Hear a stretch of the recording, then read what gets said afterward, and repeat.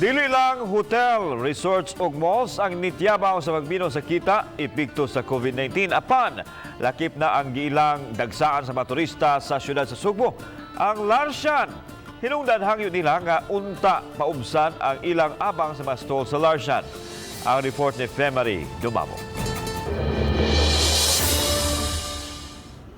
Ang kaniadto nga puno sa mga tawo ilabi na sa mga turista, mapalangya og lokal man, gani kasagaran magpangitaay pa og asay bakante nga lamisa og kalingkuran dinhi sa Larshan.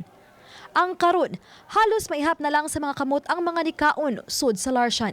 Sa pagduaw sa balitang bisdak pasado alas 8 kagabi, nga sagad mo'y dagan unta ang mga customer, daghang mga lamisa ang bakante. Nimingaw jud siya, nimingaw jud niya. Ikabuntag instead of 5,000 maglisod na mig 1,000, maglisod na mig 2,000. O, instead of 13 mi kabuok, dari ma'am 13 to 24 hours man mi, 6 na lang jud mi kabuok kay wala na fire out ng uban kay wala din na jud kaya sa sweldohan.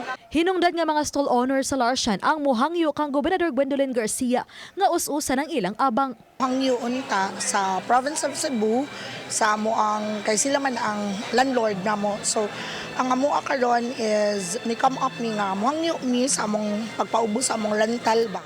At least maski half lang unta. Nagtingwa usab sila nga makigatubang kang Garcia aron sa pagpakalaro sa ilang estado diha sa Larshan. Wala na sila kaparkingan because namagoy towing diri sa gawas pod but it's 12 beyond. And if na ako'y kanang gamay nga kaparkingan sa tubangan, dili po siya enough para sa mga local. Ang abangan na naa sa 7,000 pesos ngadto sa 20,000 pesos matag usa ka stall. Uban ni Cleofer Lumayag, ako si Femari Dumabok. Balitang Bisdak.